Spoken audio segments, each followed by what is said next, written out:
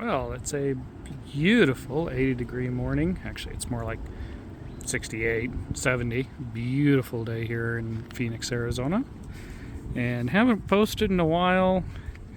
My channel's mostly been used as a forum channel for the Corvette, which is fine with me. I get a kick out of it. But we ended up doing a trade-in this weekend, and figure we introduce the new fleet member. That's right. We've gone electric. Now, to kind of explain why we've gone electric, sorry, I'm actually getting close. Yes, hi, how you doing? Yes, I'm going bolt. So, got a little sporty. So this is a Tesla Model Y Performance Edition. So it's a powerful bastard, I will say that. That thing has some instant pickup. And of course, we still have the Jeep that's not running. The Daytona is actually back together again. It just needs a battery and it will be ready to go, and then I'm selling it. The Triple, however, I am not. The Triple staying. See, open, empty garage. And the reason why we got the Tesla is because this house has 63 330 watt solar panels on it. That's a lot of power. So in our case, it makes sense to actually have an electric vehicle. However, one thing, especially since my channel's been what it's been up to with all that,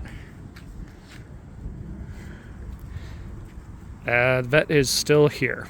We traded in the pickup truck, my Red Beast pickup truck, for the Tesla, and kept the Vet.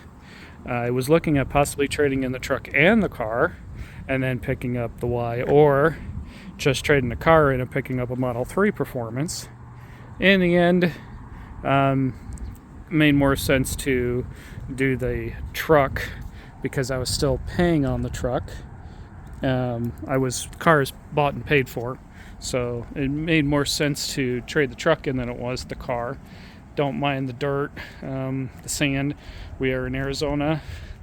It only takes a week before the cars are full of stuff.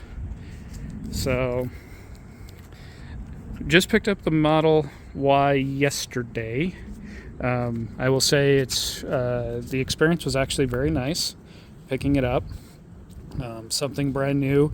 To give context, the truck took about 5 hours to pick up from the dealership. This car, we started at 11 a.m. We didn't get out of there till 7, and of course the car broke 24 hours later. Fuel pump went out. So Tesla already had everything already taken care of prior to, which was great.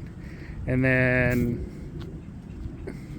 went to pick it up. Now, I really wish they would have used the Glendale place, because the Glendale place is large enough to support us. However, we went to the Scottsdale one, and there's not a lot of room there, which meant trying to drive my massive, 1500 series Silverado in that place was absolutely annoying as hell. Of course, maneuvering it with one of these things is absolutely nothing. It was fine. So, definitely glad to get the smaller vehicle in a city compared to the truck. We weren't really using the truck as it really needed to be used, and that was kind of the reason why we let it go. And in context, we got my next door neighbors, I think one of his family members, that's his Silverado, and that's the exact design of mine. So, except mine was red. So you get an idea of the size difference. I never really like big vehicles because of trying to maneuver them. I actually prefer small ones. I was more into imports. I wouldn't say I'm a dead Chevy fan or something like that. I got the Corvette because it can corner on a dime, has a gob of power, and it's a very nice vehicle for doing that stuff. Tesla was purchased basically for the same idea. And of course, this thing here is already tied to the phone, so I can automatically open it. It's very minimalistic interior, just the screen right there. Not a big deal here. I mean, I'm not a big fan of the look of the car. I like its silhouette along the side here. I hate the Hippo front end. They really should have added something to it. That's one of my issues. The back end's okay. The front end's kind of like, nah. I mean, it's Model S and a Model 3 are like more like typical commuting vehicles. They don't have a big style to them like, say, the Corvette there. I mean, you can definitely tell the difference. The Corvette, you can't miss that thing on the road. These, you might think you're behind a Camry if you didn't see the T on the back of it. Very bland vehicle. But it also has gobs of power. Just to give you an idea, this performance Tesla will actually beat that Corvette. If we were to drag race the two, the 0 to 60, this thing here would smoke the Vette all day long. However, this thing's also twice the weight of the Vette, too. Doesn't corner as hard as the Vette can due to its weight, but it's no slouch. Very nice vehicle. So, it kind of gives some specs on these guys, just nonchalant. I'm not going to sit there trying to quote numbers because it's just, I'm not even awake yet. They're pretty close to the front on their length. So I do have them pretty close. But when you go towards the back, you'll actually find they're pretty close to the same length. If not, the Y is a little bit longer than the Vette. Otherwise, they're almost the same size. The Vette is definitely wider by a lot. It also has bigger tires on it, which isn't a surprise. I mean, it's a gas monster. So the Vette does very, very well there. Not saying that the Y can't maneuver. That little thing maneuvers very well in the city, and it's right at home. So very happy with that thus far. Again, it wasn't supposed to be the crown jewel, but it is supposed to be something where, I don't have two gas guzzling V8s that, are costing me $60 to $70 a week to use, which is what was happening with the truck. Especially, the truck was costing me about $70 here in Phoenix to use it for a week. Especially since I've been remote working since 2020, and then just recently with my current position, they've been pushing us to get it to an office, which is fine, but the office is in Tempe and I'm in North Phoenix, so I'm going right through the worst of the traffic, and it's not efficient at all to have a big vehicle like that trying to get through traffic. As a matter of fact, since I've been going into the office, the Vette's been the vehicle I've used due to the fact it's not as big as the truck and easier to get into that very tight spot at my office. So this guy here is going to be a lifesaver in that, and that's going to allow me the time to do the mods that I wanted to for this Vette. Now, I did throw it up for sale for a few days because, seeing if I can get a little bit better than trade-in value for the Vette. I had people lowballing me left and right because I already knew what the trade-in value of the Vette was. And so they were lowballing me $2,000, $3,000, $4,000 less than what I was going to get trade-in from Tesla. So I found that very insulting, pissed me off quite a bit. That's why I didn't even bother after that. But they would have gotten a bunch of extra parts. I mean, first off, there's the quick jacks, but I'm keeping those. But, when we go look in here, well, there's the original headlights, minus the, dust. There's the fog lights right there.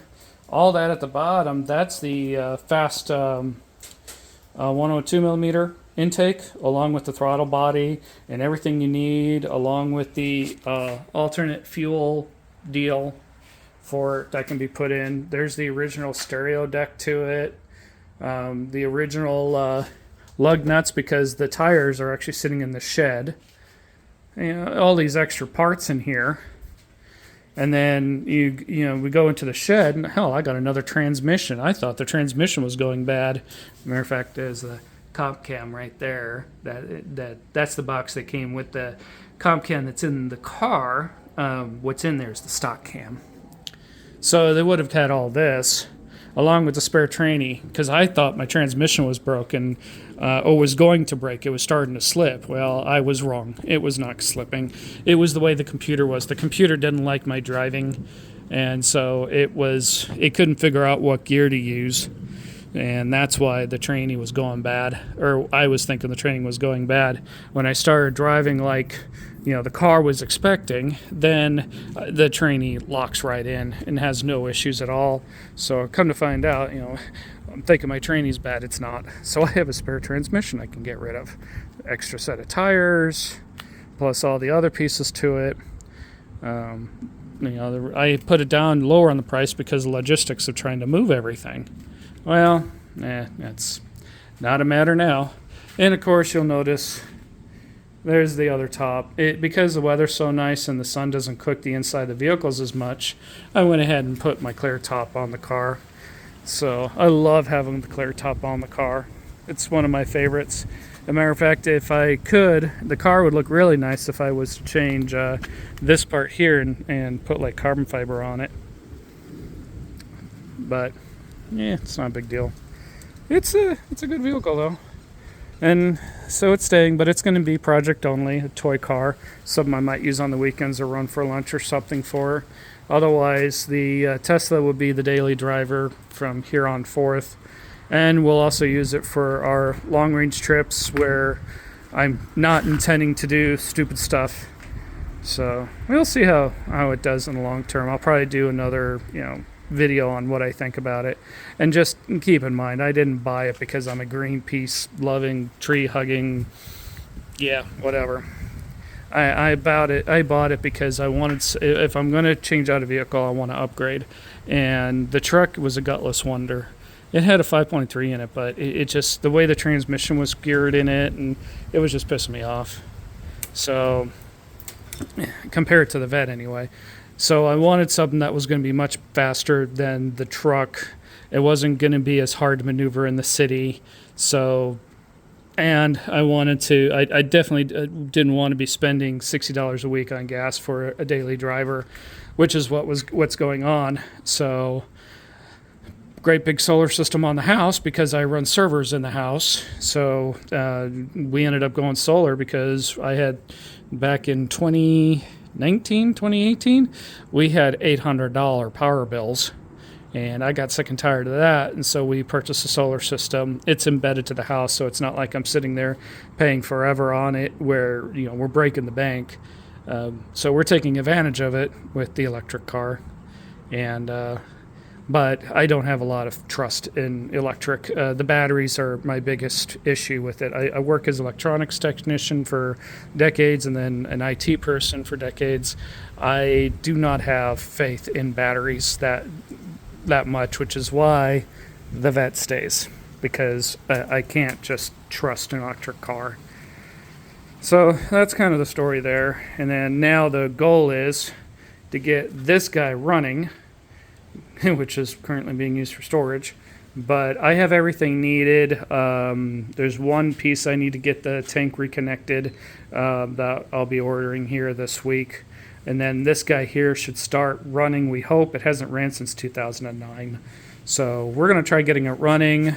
It's been in the sun so bad that, all the plastic here is brittle. So I'm going to have to take all the plastic off it because it's pretty much done for. And get it running.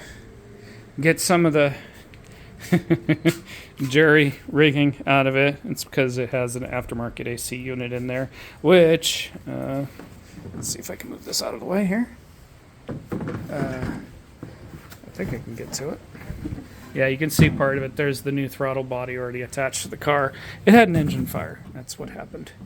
But the AC unit's hose broke off the deal right here. Get out of the way. There we go.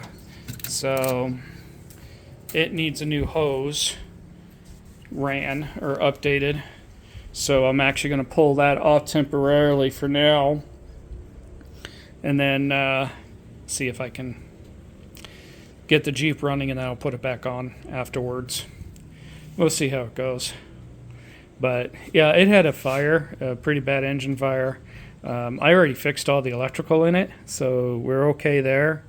You can see right here that the metal got cooked from the fire, but it, top of the Jeep is still fine, so I'm not gonna have a conniption over that. So it's more or less just getting it cleaned up again, getting things right, and then getting this Jeep going. The Jeep is a 1990, so in Arizona we can set it up as an historical vehicle, so I won't have to put this thing through emissions, so I can do what I want. If I can't get that engine started, I'll likely put in a little small block, like a 4.8 liter V8, or see if I can get a little V6 fuel injection to put inside this thing, which will make it run just fine. So, and if you're curious, this was my mother's Jeep. So she gave this Jeep to me. Her shoulder doesn't work so well, so trying to drive the stick shift would be a major pain for her. So that's why I have it here. We carried it around from Tucson up in here to Phoenix, so we're going to try and get this thing up and running here shortly, and I'll probably do videos on this thing as I'm putting it back together. So, and then of course the triple, which will be staying in the Daytona, which I just need to get a battery for, and then it will be sold. So, yeah, anybody who wants a custom painted blue Daytona 955i, there it is.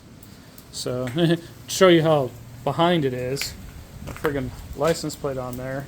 Yeah, it was last time it was registered was in 2020 to 2021.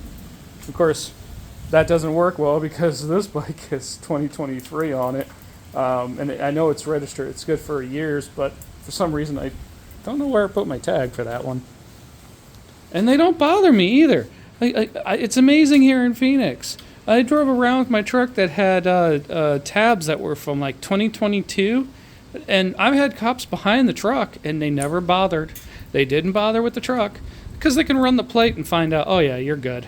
It's like, well, why the hell are you wasting our time with the tabs if you're not going to follow them anyway?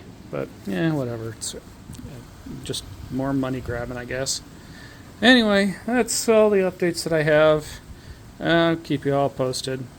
So let me know what you guys think. Let me know if you think I'm crazy having an electric car with the Corvette. So have yourself a good weekend.